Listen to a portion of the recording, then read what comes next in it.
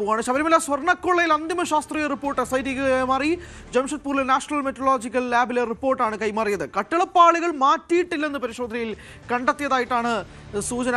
സാരംഗ്, ഒരു anti climax ആണോ അത്? കട്ടിളപ്പാളികൾ മാറ്റിയിട്ടില്ല എന്നുള്ളതാണല്ലോ പരിശോധനയിൽ കിട്ടുന്നത്.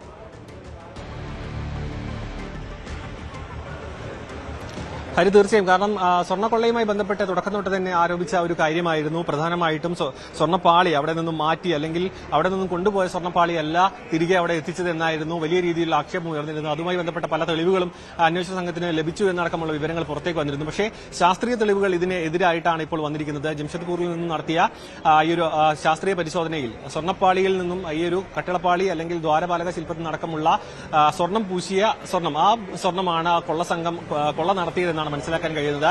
അങ്ങനെയാണെങ്കിൽ ഇതിന്റെ ഒരു വ്യാപ്തി കുറവുണ്ടെങ്കിൽ പോലും ഇത്തരത്തിൽ, അതായത് മറ്റ് ശബരിമല എന്ന് പറയുന്നത് വളരെ അമൂല്യമായ പല വസ്തുക്കളും സൂക്ഷിച്ചിട്ടുള്ള, അല്ലെങ്കിൽ ഇത്തരത്തിലുള്ള സ്വർണം പൂശിയ പല ഭാഗങ്ങളുമുള്ള ഒരു വലിയ പുരാതനമായിട്ടുള്ള ക്ഷേത്രമാണ്. അതുകൊണ്ട് തന്നെ ഇതിന്റെ വ്യാപ്തി മറ്റ് ഭാഗങ്ങളിലേക്ക് എത്തിയിട്ടുണ്ടോ എന്നൊരു ചോദ്യം ഇപ്പോഴും നിലനിൽക്കുന്നുണ്ട്. പക്ഷേ അപ്പോൾ പോലും പാളി മാറ്റം ചെയ്തിട്ടില്ല, അല്ലെങ്കിൽ കൊണ്ടുപോയ പാളി അല്ല തിരികെ കൊണ്ടുവന്നത് എന്നൊരു ആക്ഷേപം അല്ലെങ്കിൽ ഒരു കണ്ടെത്തൽ തെറ്റാണ് എന്ന് തന്നെയാണ് ഇപ്പോൾ ശാസ്ത്രീയ പരിശോധനയിൽ നിന്ന് വരുന്ന വിവരങ്ങൾ ശരിയാണെങ്കിൽ മനസ്സിലാക്കാൻ കഴിയുന്നത്. മാത്രമല്ല അധികം വൈകാതെ തന്നെ ദിവസങ്ങൾക്കുള്ളിൽ തന്നെ കുറ്റപത്രം കൊല്ലം കോടതിയിൽ സമർപ്പിക്കുമെന്നാണ് മനസ്സിലാക്കാൻ കഴിയുന്നത്. എല്ലാ പ്രതികൾക്കും, അതായത് ഈ ഒരു കേസുമായി ബന്ധപ്പെട്ട എല്ലാ പ്രതികൾക്കും ജാമ്യം ലഭിച്ചിരുന്നു.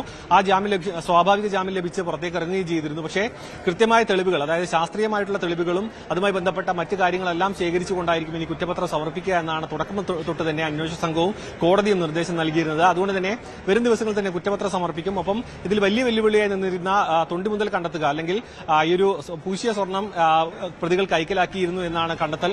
ആ കൈക്കലാക്കിയ സ്വർണം കോടതിയിൽ ഹാജരാക്കുക, അല്ലെങ്കിൽ അതിന്റെ തൊണ്ടി മുതൽ ഹാജരാക്കുക എന്നൊരു വലിയൊരു വെല്ലുവിളി അന്വേഷണ ഉദ്യോഗസ്ഥരുടെ അന്വേഷണ സംഘത്തിന് മുൻപാകെ ഉണ്ട്. അതെങ്ങനെ മറികടന്നു, അല്ലെങ്കിൽ എങ്ങനെ മറികടക്കാൻ പോകുന്നു എന്ന കാര്യത്തിലും വ്യക്തത വരേണ്ടതുണ്ട്. എന്നാൽ മാത്രമേ കേസ് ബലമായി നിൽക്കുകയുള്ളൂ.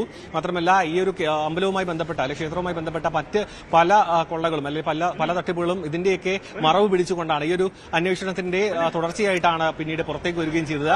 അതുകൊണ്ട് തന്നെ വരും ദിവസങ്ങളിൽ തന്നെ കുറ്റപത്രം സമർപ്പിക്കുകയും ഇതിന്റെ കൂടുതൽ വിശദാംശങ്ങൾ പുറത്തേക്ക് വരുമെന്നാണ് പ്രതീക്ഷിക്കുന്നത്. ഹരി, കൂടുതൽ വിശദാംശങ്ങൾ ഉടനെ പുറത്തു വരുമെന്നാണ് മനസ്സിലാക്കുന്നത്. സാരംഗാണ് വിശദാംശങ്ങൾ നൽകിയത്. ഒരു ആന്റി ക്ലൈമാക്സ് ഒക്കെ പ്രതീക്ഷിക്കുന്ന രീതിയിലേക്കാണ് ഇതിന്റെ കഥ മാറുന്നത് എന്ന് വേണം പറയാൻ. കൂടുതൽ വാർത്തകൾക്ക് News 18 Keralam YouTube channel subscribe ചെയ്യുക.